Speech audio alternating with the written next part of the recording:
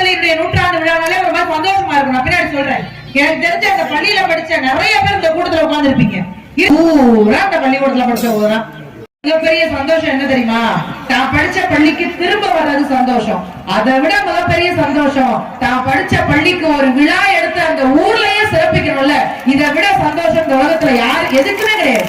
நிறைய பேருக்கு கல்வி தானம் செய்யுங்க. கடவுள் கம்ப்யூட்டர் வாங்கிட்டாரு, நீங்க ஒரு விஷயம் பண்ணீங்கன்னா அவர் உங்களுக்கு இன்னும் நிறைய கொடுப்பாரு சொன்னாங்கல்ல. அந்த வார்த்தையெல்லாம் அவ்வளவு உண்மையான வார்த்தை. அதனாலதான் மேடையில வந்து ஒரு அன்பு சகோதரர் கிட்டத்தட்ட 85,000க்கு இந்த சேர் பிள்ளைங்க படிக்கிறதுக்கு சேர் வாங்கி கொடுத்திருக்காங்க. இதெல்லாம் எவ்வளவு பெரிய விஷயம் தெரியுமா? ரொம்ப பெருமையா சொல்லுவேன். நான் அரசு பள்ளி மாணவி. இங்க எல்லாரும் சொன்னாங்க அரசு பள்ளியில கொண்டு வந்து சேருங்கன்னு. நான் திரும்ப திரும்ப சொல்றேன், நீங்க எந்த பள்ளியில சேர்த்தாலும் கிடைக்காத ஒரு பொக்கிஷம் அரசு பள்ளியில கிடைக்காது. என்ன தெரியுமா? எங்க போனாலும் அந்த பையன் தைரியமா இருப்பான். தைரியத்தோட இருக்கக்கூடிய அந்த தன்மை எங்க இருக்குன்னா அரசு பள்ளியில படிச்ச எல்லாருக்குமே இருக்கும். என்னை கொண்டு எங்க அப்பா தான் ஸ்கூல்ல சேர்த்தாரு. எங்க பரம்பரையே நான் தான் முதல் பட்டதாரி. அவங்களே பொம்பளை எங்க வீட்டுல நான் தான் முதல்ல படிச்சேன். எங்க அப்பாவுடைய பெரிய கனவு நான் படிக்கணும். கொண்டு போய் ஸ்கூல்ல கொண்டு போய் விட்டு தள்ளிட்டாருங்க. என் பிள்ளைக்கு நீங்க தான் அறிவு கண்ணை திறந்து வைக்கணும் அப்படின்னு சொல்லி அப்பாக்கெல்லாம் பள்ளிக்கூடத்துல விட்டுட்டு வந்தாங்க. எப்ப? இது ரொம்ப நேர்மையான உண்மை.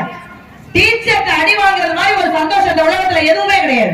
அன்னைக்கெல்லாம் ஒருத்தர் நேரம் ஸ்கூலுக்கே போயிட்டார். சார் என் பிள்ளை எப்படி படிக்கிறான்? சூப்பரா படிக்கிறான். பெரிய அரசியல்வாதியா வருவான். எப்படி சார் சொல்றீங்க? என்ன கேள்வி கேட்டாலும் நெஞ்சு வலிக்குதுன்னு படுத்துறாங்க.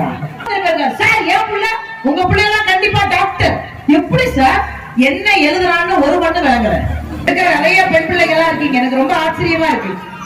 இந்த உலகத்திலேயே இன்னைக்கு பெண் பிள்ளைகளை கொண்டாடுற மாதிரி அன்னைக்கு கொண்டாடல. பெண் பிள்ளைகள் மாதிரி ஒரு அழகியா எதுவுமே கிடையாதுங்க.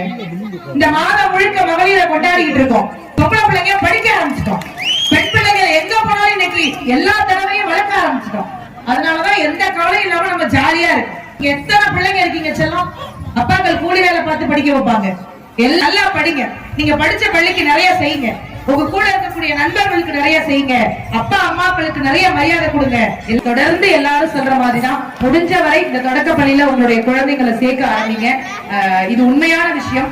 மாணவர்கள் குறைய ஆரம்பிச்சுட்டாங்கன்னா, ஆசிரியர்கள் குறைய ஆரம்பிச்சுட்டாங்கன்னா பள்ளி கண்டிப்பா அரசாங்கம் மூடிடும். 100 ஆண்டு கடந்த பள்ளிங்க. அது பொக்கிஷம் இல்லையா? முறையுடைய பொக்கிஷம் இல்லையா அந்த பள்ளி? இன்னும் 100 ஆண்டு அந்த நிகழ்வு நடத்த வேணாமா? இந்த பள்ளியை காப்பாற்ற வேண்டிய மிகப்பெரிய பொறுப்பு இந்த மக்கள்கிட்ட தான் இருக்கு. முடிந்தவரை உங்கள் பிள்ளைகளை அந்த பள்ளியில சேர்க்குமாறு கேட்டு